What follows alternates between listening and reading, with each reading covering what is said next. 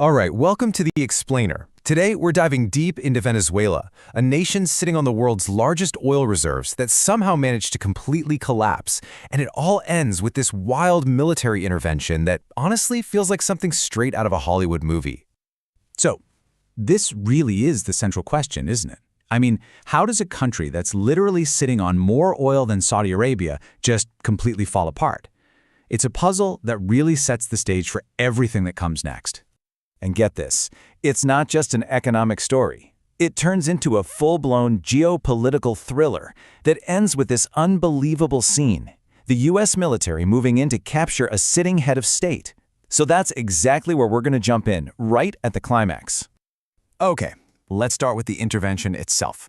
Because back in January 2026, the crisis in Venezuela just exploded onto the world stage in a way that, frankly, nobody saw coming. I mean, just look at how fast this all went down. In the early hours of January 3rd, U.S. Special Forces kick off Operation Absolute Resolve.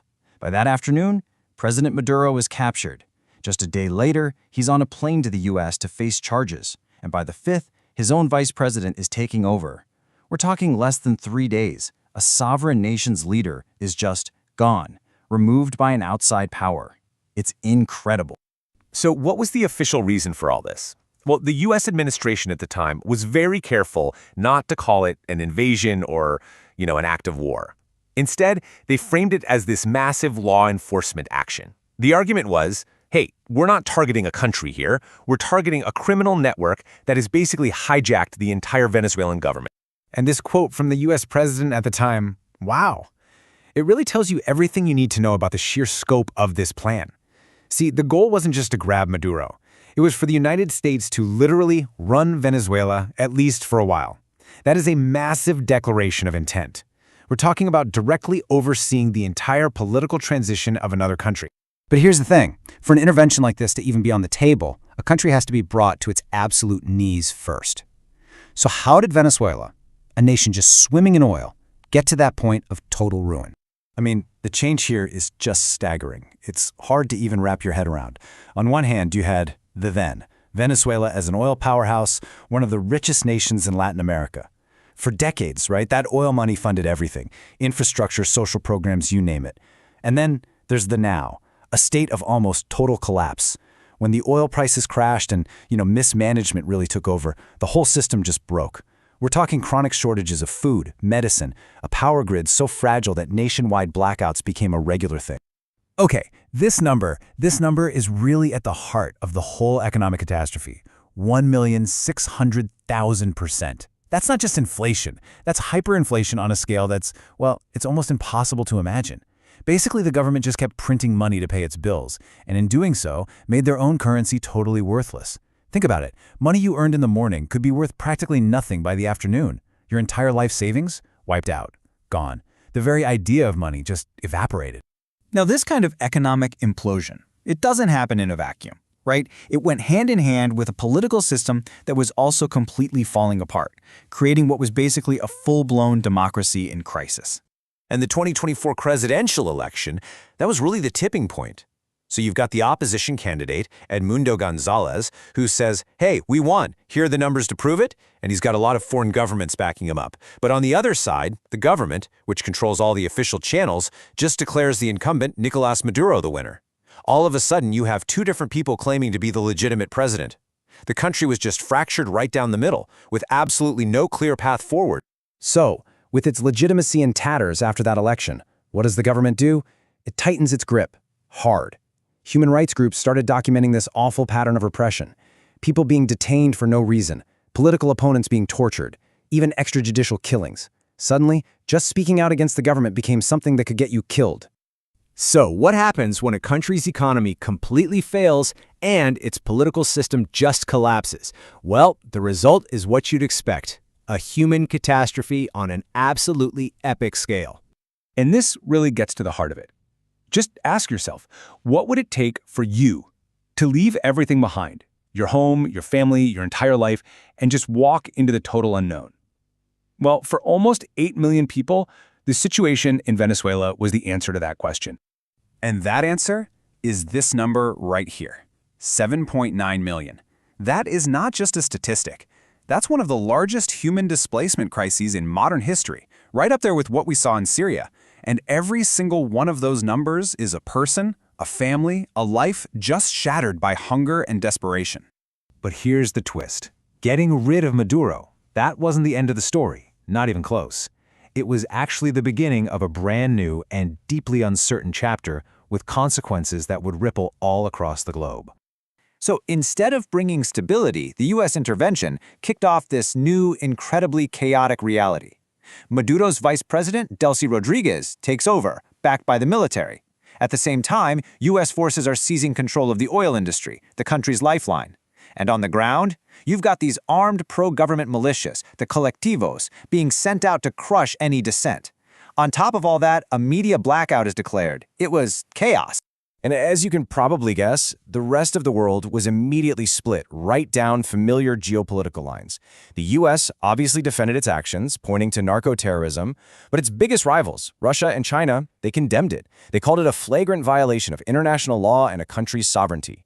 And then you had a whole bunch of other nations in Latin America and Europe who were just deeply concerned. They saw this as a really dangerous precedent that could just make the whole region even more unstable. So you might be asking, why?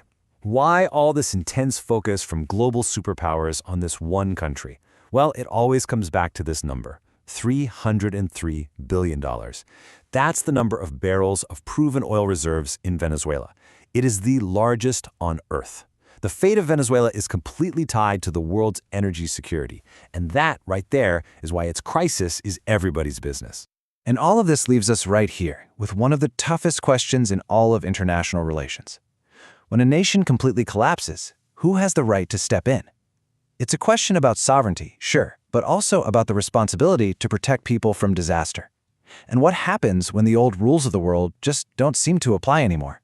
There are, as you can imagine, no easy answers.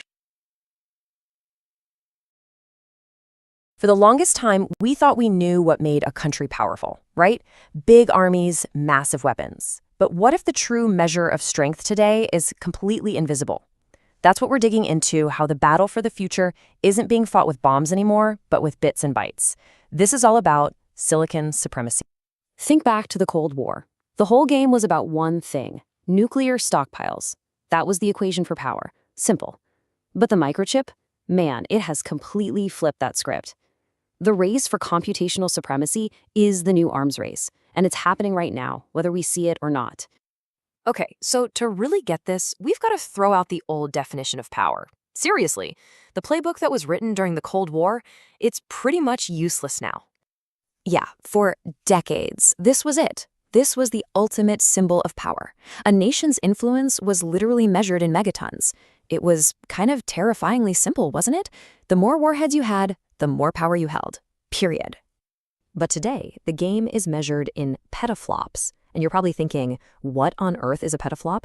Well, it's a mind-boggling unit of processing speed. We're talking 1 quadrillion calculations every single second. To put that into perspective, it would take you, with a calculator, over 30 million years to do what a 1 petaflop computer does in just 1 second. And this isn't just about being fast. It's about the ability to think, to predict, and to act faster than anyone else. That's the new benchmark for dominance. So if this is a new kind of conflict, where exactly is the battlefield? Well, here's the thing.